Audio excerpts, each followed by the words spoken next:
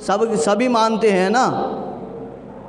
ہمارا یہ ایمان ہے کہ رسول اللہ صلی اللہ علیہ وسلم نے چاند کے 2 ٹکڑے کیے ہیں. اگر عقل کہے کہ یہ چاند زمین سے بڑا ہے تو چاند کے 2 ٹکڑے کیسے ہوئے؟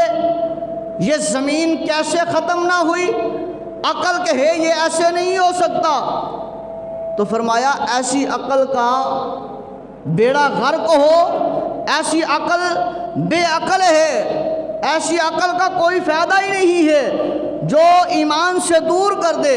فرمایا یہاں پر عقل کا کام نہیں لینا، یہاں پر دل سے ایمان کا کام لینا ہے، کہ یہاں پر یقین کو کامل رکھنا ہے کہ جب اللہ کے محبوب کی بات آ رہی ہے کہ لجپال نبی نے چاند کے 2 ٹکڑے کیے ہیں، عقل کہے نہیں کیے، کہا عقل الگ ہے، عقل بے عقل ہے، یہاں پر میرے نبی نے 2 ٹکڑے کیے ہیں.